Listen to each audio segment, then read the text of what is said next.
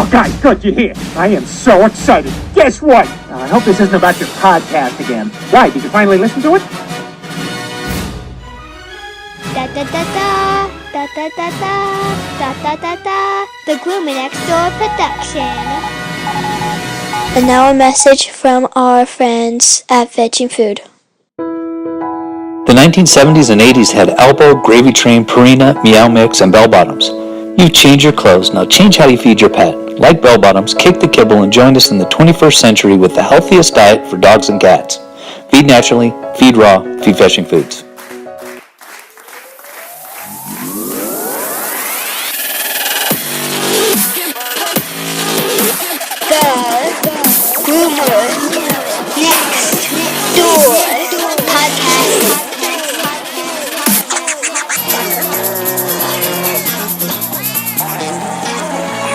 From Missouri.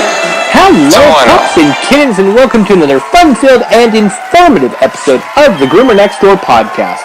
I'm your host, Chris Green, and this is Volume 3 of Insect-Based Diet.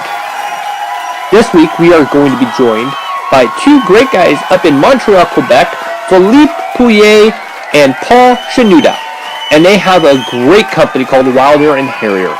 And right now, predominantly all that they're doing is dog treats, but my goodness, folks, they are cutting edge and blew my mind when I was able to talk to these guys. And I really encourage you guys to take a look because the garbage that's out there, whether it's training treats or it's regular treats, it's filled with crap unless we're making it ourselves.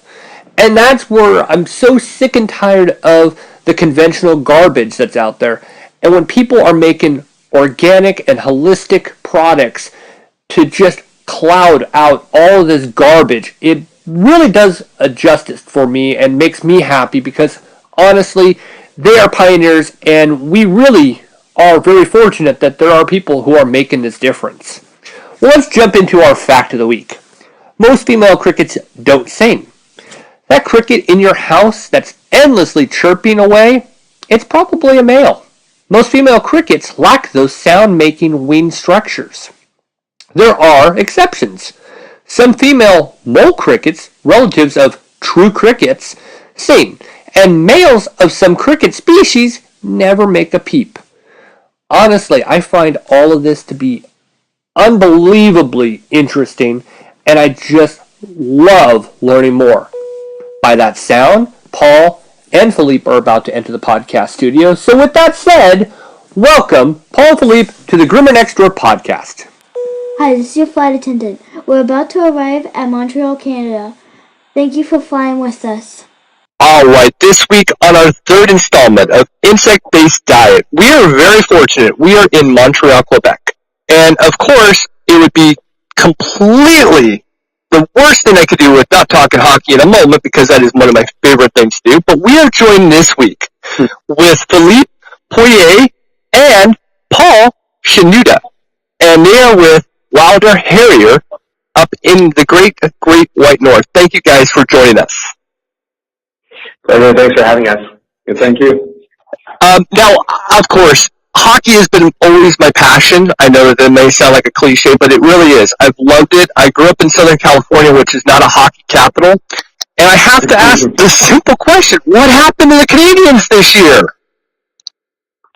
Yeah, it's a great question. And it's not, unfortunately, it's not only on the hockey side, it's on the business side as well. They completely lost touch with their fans, and even through every hardship, I was a diehard fan. But I gotta say, this year is the toughest one. I don't know. I think they're gonna correct their course and they make changes in the management. But yeah, and on the ice, it's promising. Like we have a lot of young players like Galchenyuk, Sherbak, Jonathan Drouin. I'm still hopeful, and I'm happy that we get a high pick at on the draft. That is true. I'm going to give you that. Now, you know, it's great, though. Winnipeg is actually in. Now, I know your rival Toronto is in. Who is it that you're rooting for in these playoffs? Good question.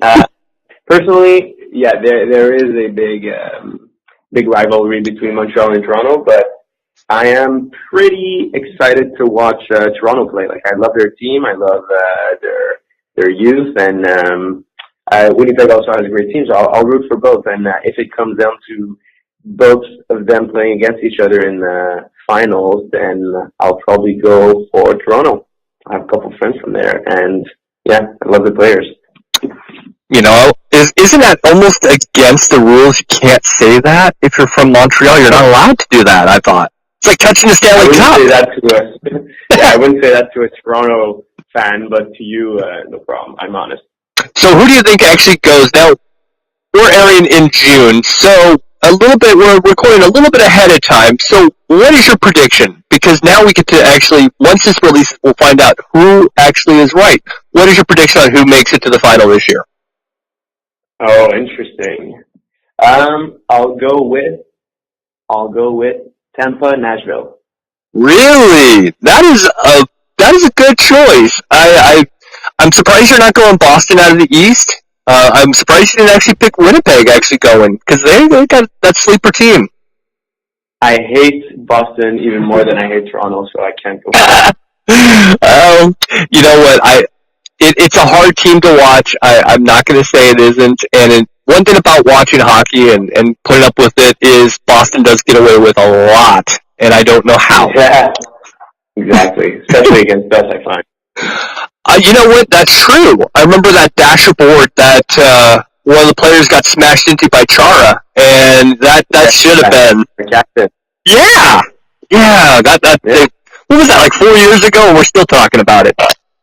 Yeah, it's a while ago. And in the West, I have to go with PK. That's the whole point. Oh yeah, that's right. I forgot about that. All right, I forgot. Okay, that's where the Habs lost part of their soul. Yeah, very sad. That. Yeah, very sad. Wasn't a good move. So you're not really happy with Shea?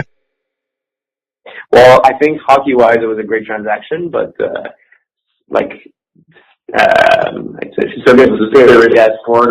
spirit or soul-wise, very sad moment.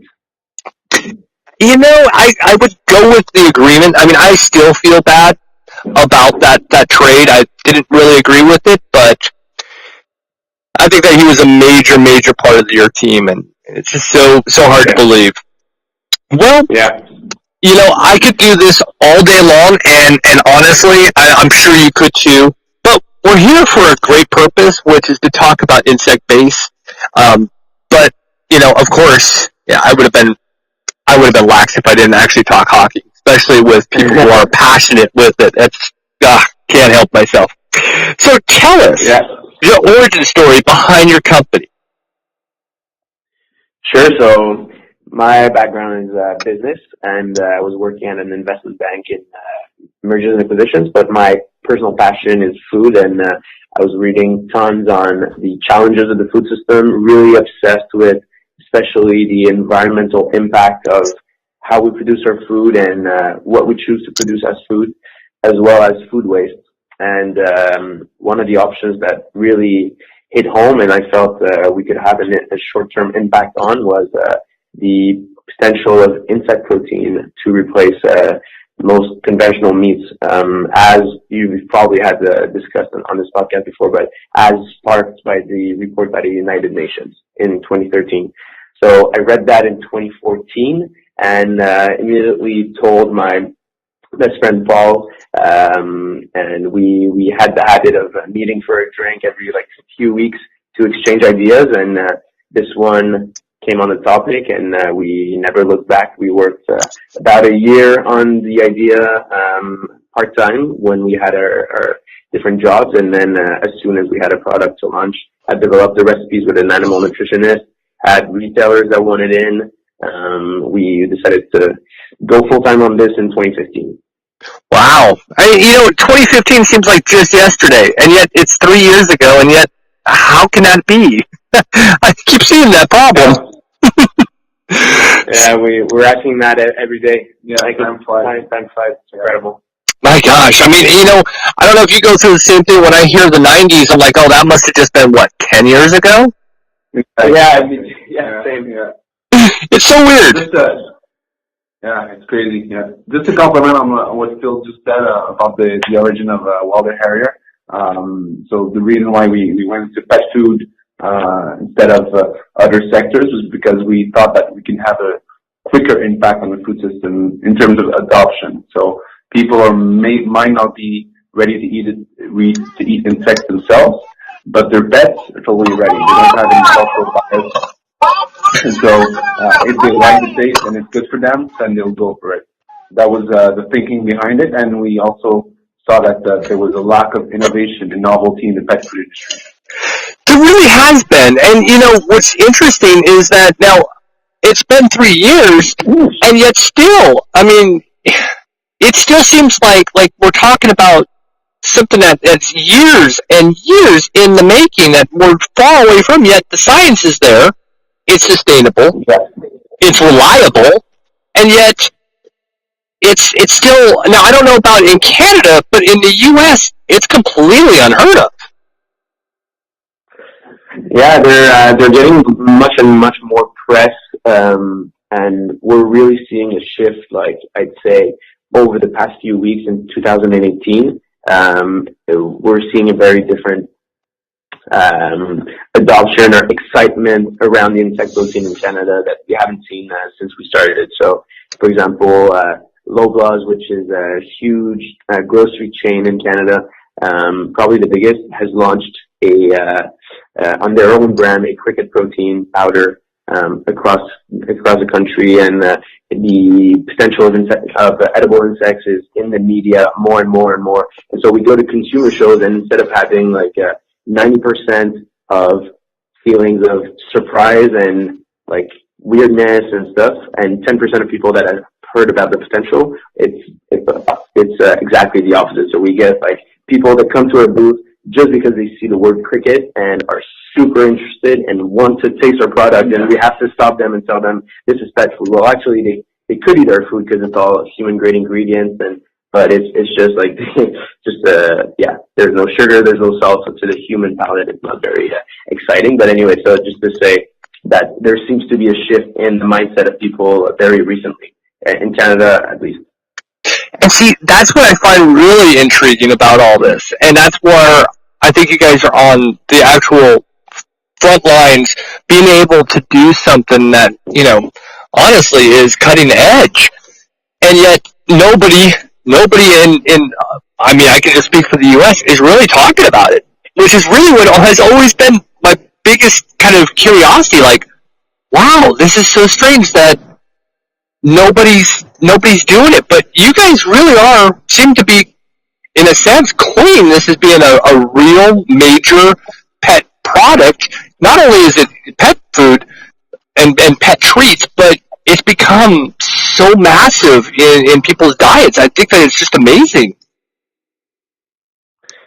Yeah, and it has to, and I don't know why in Quebec, but there seems to be a big burst of young companies like us working on that for humans as well. Like, we're sharing offices with NAC bars, which are making protein bars made with cricket protein, and we have friends around us that are making pasta, like fresh pasta made with cricket protein powder, and we got people in Toronto making pasta sauce with mealworm and with cricket protein, and I'm probably forgetting a bunch of other products, but yeah, in Canada there seems to be boom, a nice little boom. So we're also, like, even if we're not competing against each other, they're definitely contributing to marketing that protein, and our consumers are hearing about this protein source like everywhere around them, and then they get to the pet store and they see our products and they pick it up.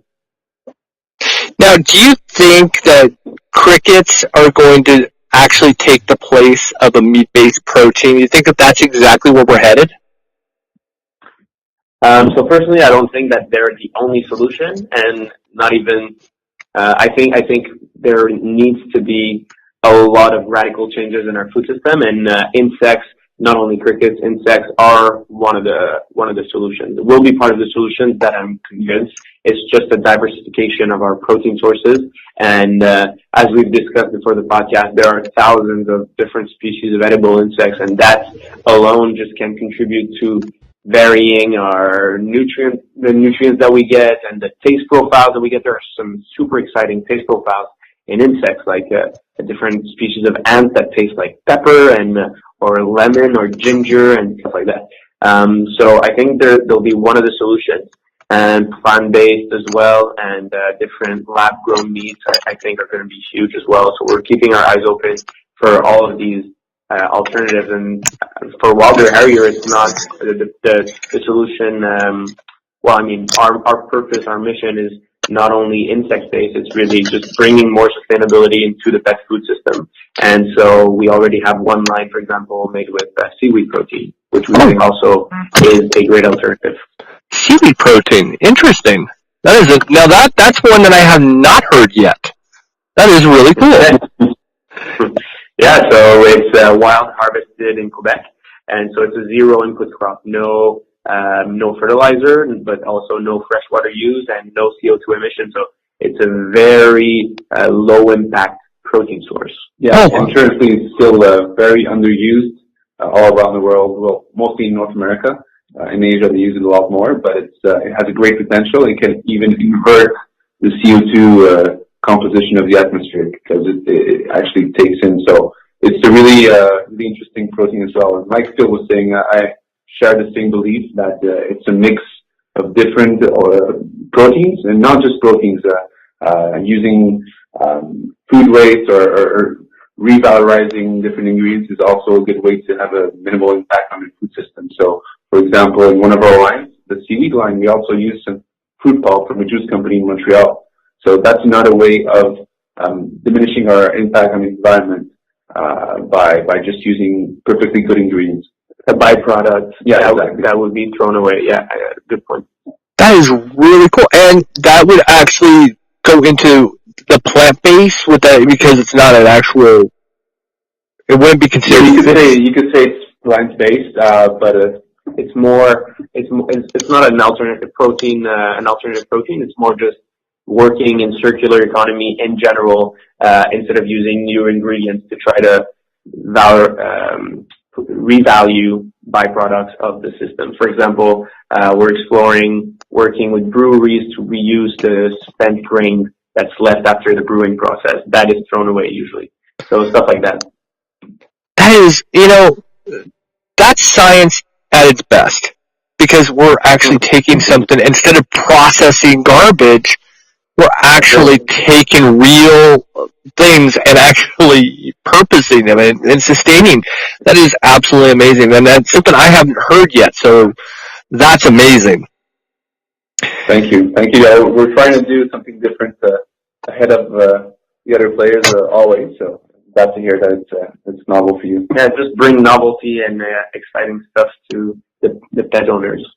And that's what really intrigues me with you guys is that you've kind of coined that as your own, which I do actually appreciate that. Being a pet parent first, I like to see that there's a sustainable company that's responsible. Instead of, well, we're just going to process and not really care. You're really putting a lot of thought into it, which is what matters. Yeah, and there are many ideas that are not out yet, so stay tuned. Well, let's go down a little bit on your product line. Now, one thing that caught my attention immediately is the fact that you're very conscientious for your vegan pet parents. A lot of vegan pet parents are concerned. They want their dogs and their cats to actually be on more of a plant base. But also we have to remember that there are a lot of dogs out there that have a great deal of allergies. So with your treats, you've covered that. So you have pear spinach, pineapple ginger, and cantaloupe carrot. Boy, they all sound so good. So tell us a little bit about those products. Yeah, so that line is actually the seaweed protein line. So it's not only vegan, it's also using an alternative protein that has a very low environmental impact. And the seaweed that we use, wakame, is very, very nutritious. So it's a high source of most vitamins, A, B, C, D, E, and K, and is also high in magnesium, calcium, and iron. So with many health benefits.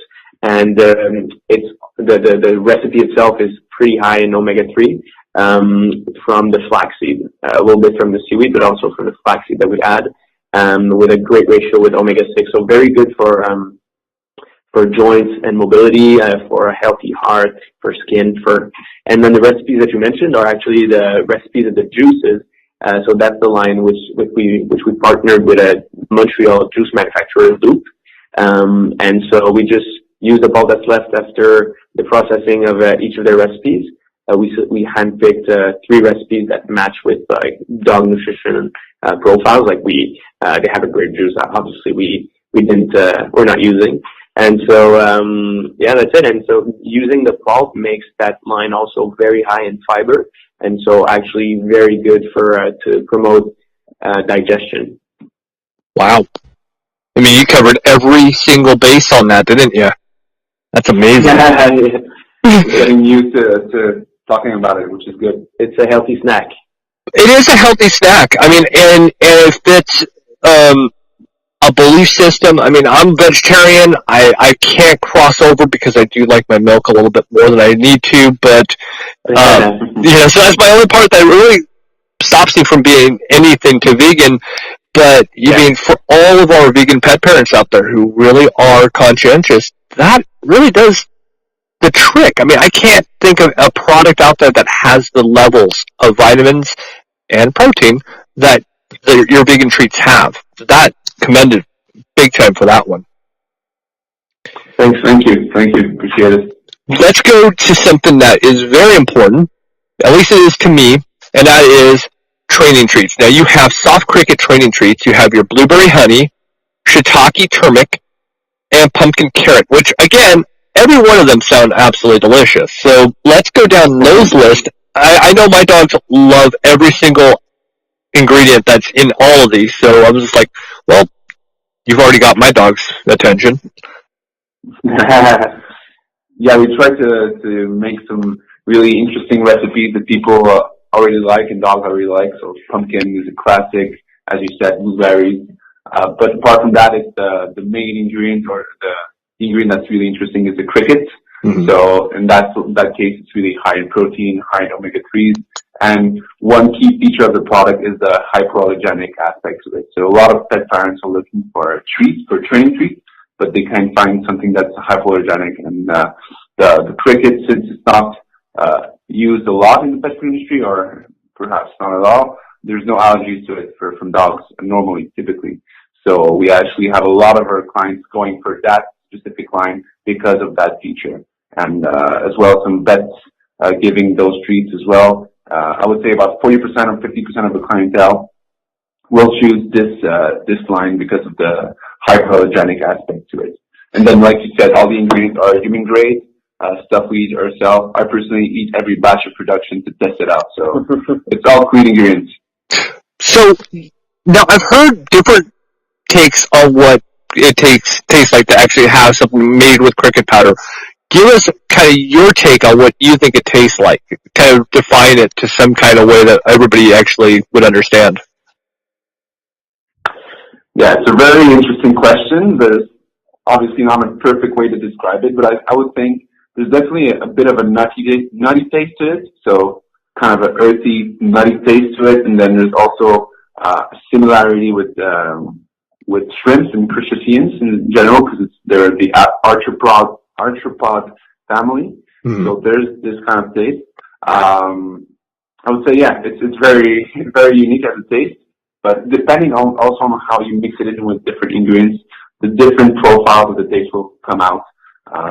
But yeah, that's my take. I don't know if Phil has something to add. Yeah, no, I think that's it. A nutty shrimp would be the taste profile.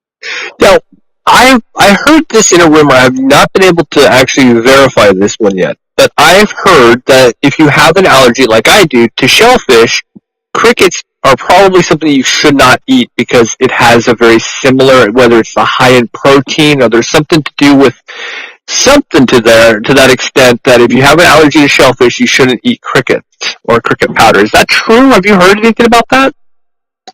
Yeah, well, there is a risk of allergy to cricket if you are allergic to crustaceans. Yes, to shellfish. So we do write it on our packaging. Shellfish allergies are not very common among dogs, so we mostly write it for the dog owner. But yeah, so every cricket protein company that is out there that I know of writes that claim on their packaging to make sure that people are aware of it. Dang, I never will be able to eat cricket powder. Anything with cricket powder in it. And honestly, and I say this seriously, not a joke, I actually was very interested to try something with cricket. So I'm like, oh, I can't do it. And when I heard it the last time, I was really surprised, and I wanted to verify that. So, interesting. Yeah, maybe they're going to find a way to isolate the molecule so you can maybe try crickets in the future. But for right now, it would be safe not to try it. You know, it's funny because of my generation. I'm in my 30s, and for my generation, it was very common to have shellfish allergies. And now, as we've kind of metabolized in years, now it's more like a peanut allergy and things that we would never have been allergic to. So I think it's weird that crickets would have the same. The only thing I can see is that it's high in protein, and I guess crustacean is high in protein as well, which causes this situation.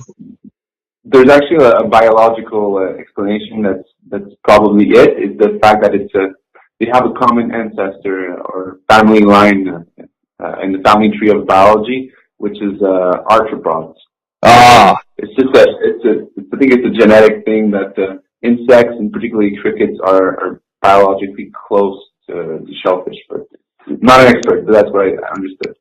That's interesting. So you've already taught me something massive today, which I have to appreciate that just that alone. But I still feel a little bit bad. I don't get to have crickets, but when you say it out loud, it sounds like I'm kidding. But I'm really serious. I really was kind of curious. I was always skeptical because I heard there was an allergy. Yeah, that's a bummer. And yeah, there's a lot of people who are right now really, really eager to try it out. So I feel you. Yeah, that's been good. Oh, well. Now, the next line is your cricket biscuits. You have apple cranberry and banana peanut, which, again, I just, in a sense, just hold the cricket, and I'll take everything that you have because it all sounds delicious. So let's go into that actual product line and kind of talk about that a little bit. Yeah, just to add something on the last line is just the fact that soft training treats are generally will use glycerin to retain the moisture and make a softer product. And glycerin can have a lot of negative impacts on digestion and on dog's health. So we made sure we worked very hard to make a product without glycerin. So there's absolutely nothing added to the product. Even the way we preserve it is lemon juice. So it's all very, very natural. And the hypoallergenic aspect as well is not only from the alternative protein, but we made sure also not to include any other common allergen for dogs. So it's grain-free, it's dairy-free, it's soy-free, it's egg-free. Nice. Wow. You really have covered it, haven't you? You've made a point to almost eliminate any opportunity for allergens to actually rear its heads. That is a good thing. Now, on the apple cranberry and banana peanut cricket biscuits, what are something specific in each of those ingredients that stand out that probably your soft cricket treats, your training treats, and your vegan may not actually have, if there is any? Yeah, so for this line, it's very similar profile to the soft training treat, but in an oven-baked biscuit form. One key difference is that the cricket protein is the first ingredient, so it's much higher in protein, and you get even more of all the benefits of the cricket powder. So the omega-3s is, again, very high, the vitamin B12, the iron, the calcium. And then, so these lines are also grain-free, and just all of the other stuff that I mentioned before, soy, dairy, egg. And another thing that a lot of consumers really appreciate is that in our apple cranberry line, the cranberries are almost 20% of the recipe, so very high in cranberries, which are a great antioxidant for dogs. So against to prevent cancer and stuff like that. Which is probably the biggest problem that we're faced with. It's so hard to believe that we literally should be looking alternatively, exactly like this in an insect base, to take away the potentials of very processed garbage treats that are on the market. And what's hard is that those are front and center any place you go, whether it's in the U.S. or Canada. They're right there forefront, where your products should be at the front and their products should be pushed in the back. No, we agree. Now, here's the part that always questions me is, are we going to actually launch a dog food line, a cat food line, or are we going to stay with just treats? So we have a couple ideas of other treats or different like jerkies and stuff like that we have in mind. But the main project for us has always been the food. Yeah. And the reason why we started with treats was that it's a much more easier buy for consumers to be introduced to a novel protein, whereas a treat, I'm saying, whereas the food is much harder for a consumer to like immediately do that leap and commit to trying such a different and innovative product for his dog. So we started with treats kind of to introduce this protein and build awareness for it and for our brand and build a consumer base. And now I would say we're at the point where our consumers are asking for the food. They want the whole Wilder experience because they kind of engage with the purpose, with the mission, with the company. As you were saying, the responsibility factor and the transparency factor are huge, especially in our industry. And so they're demanding the food. So we're actually working on that right now, and hopefully we can get it out by the end of the year. And cats is also a great question. So probably the question that we hear the most, equal to or right after, are you guys working on dog food, is, do you have anything for cats? So we have a lot of cat owners that want in that protein. So we're not working on that right now, but it's definitely in the plan. Which I can imagine once you actually get that lined up, you are going to just explode even bigger than what you are. Because cats do get looked down upon, and I really don't understand why. They don't get the same kind of respect that a dog does.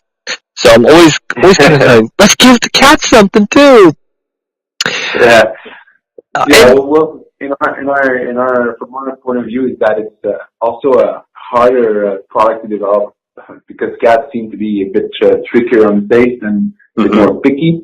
So that's the reason, and it's also it takes more R&D, but we got to give some love to the cats as well. So it's in the pipeline. It's just a lot of work. And nothing always happens overnight. It's the hard things in life always take a while to get to, and unfortunately, being that cats are so finicky and tricky, it can be a real challenge. Definitely. So here's an interesting question that I don't have the answer to, and since you guys are so much more experienced in this, maybe you'll have an answer to it. Is there any specific diseases that only crickets have and they suffer from? Or is it just kind of normal life? Yeah, so in terms of you mean like the rearing of crickets in farms? Do they have any kind of diseases that they may suffer from?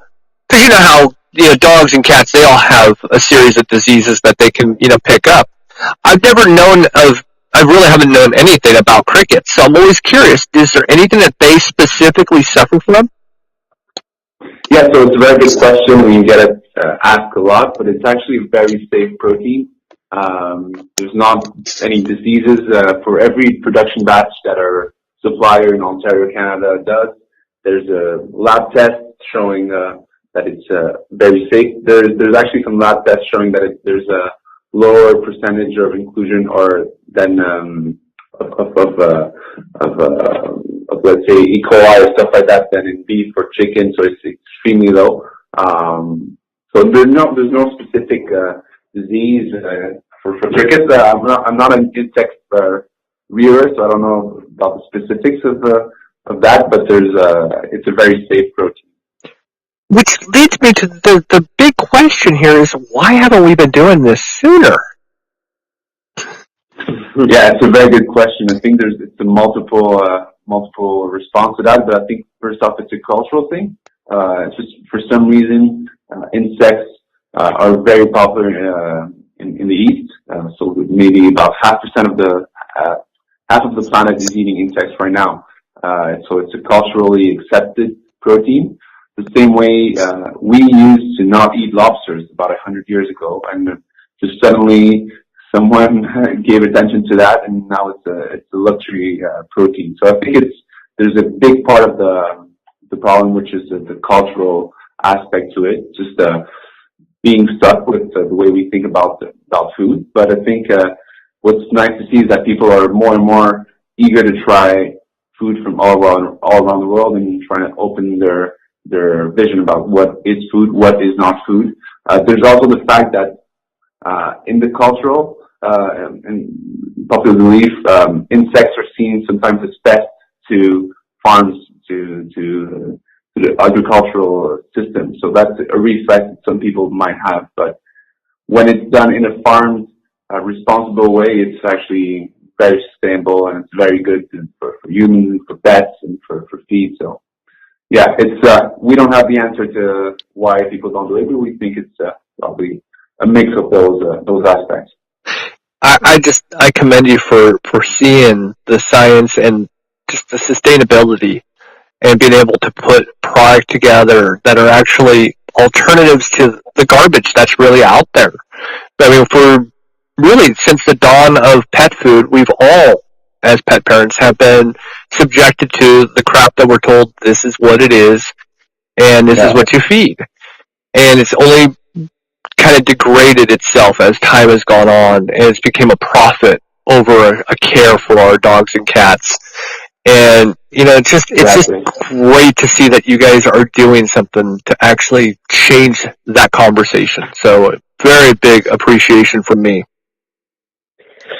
Thanks, man. And I think we're not alone, so that's a good thing. We're seeing a change in the pet food space slowly but surely.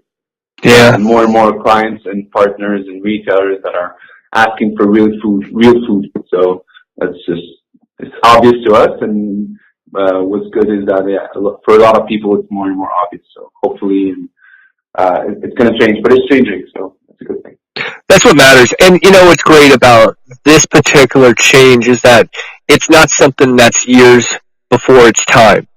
It really is a plug and play type of science. It's right there.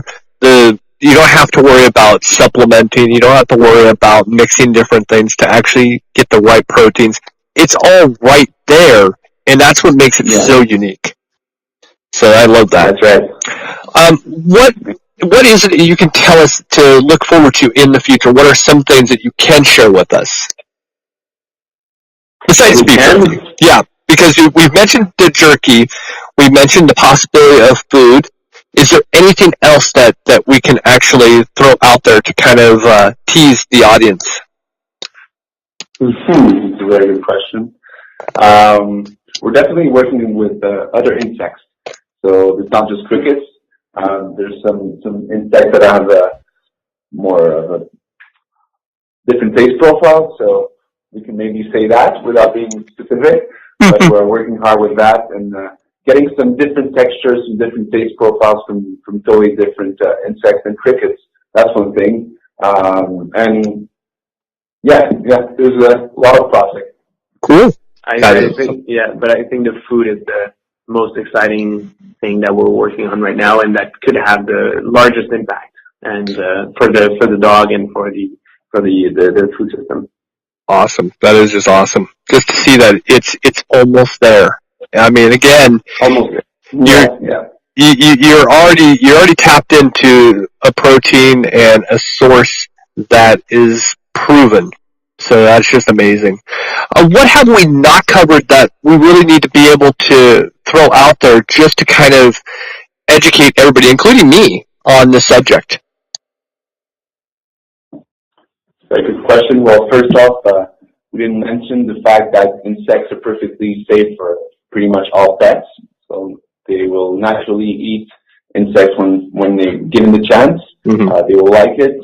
So the digestibility of insect protein is actually higher, according to many studies done with pets, compared to beef or chicken. It's actually better, so easily digestible, and that's what we're seeing, that a lot of pet parents are going for a treat. So that's really one big aspect. There's no fear to be trying crickets for your pets. It's perfectly safe. It's perfectly good. Then the other thing is just that you should just try it. It's a small bag. You try it, and if it's a hit with your dog, you can really replace your current treat and have a positive impact on the food system. I like it. And that's the funny part. When we started this, it's, you look at your personal house. Just think about it. If a bug does come in, grasshopper or whatever, even a cricket, what does your cat or dog do? They eat it. Same thing with a spider. Exactly. Yeah, exactly. Yeah. They want to eat it. It's natural. We're just helping them out doing it. So yeah, it's very natural for them. It is completely natural. And you think about it, when dogs were, before we domesticated them and they were in the wild, what would they eat? If they couldn't actually hunt and they were starving, they would find a bug when they were licking a leaf to get some water. Maybe there was a bug there. They were able to ingest it. It's all natural. Exactly. That's what makes it so cool.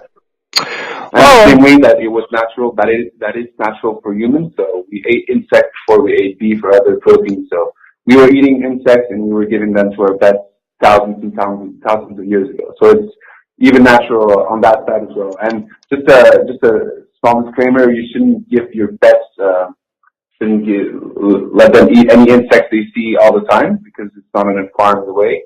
So you want to control the type of protein that you give them. But if it's a Wilder Harrier product, then it's perfectly safe. Exactly. That is a really good point. And you don't just want to let your dogs go out there and start eating stuff off the grass, because, obviously you don't know what your neighbors may have put a pesticide. It might be on that bug. So that is a good disclaimer. Absolutely amazing disclaimer. Thank you for throwing that in there. It's something that we should say. Well, I really appreciate both of you being on, and I definitely always say, please come back, tell us more what's going on. This is not just one of those, well, we're only doing it for the series, we don't want to talk about it afterwards. No, you guys are always invited back, and, it's been appreciated for me to be able to learn a little bit, and I love what you guys are doing. I really appreciate it. Thank you, Chris. It was a real pleasure talking to you. It's been a pleasure. Thanks for having us. Well, I'm Chris Green. Have a fantastic week. Bye-bye, everybody. Okay, gotta go in my bedtime.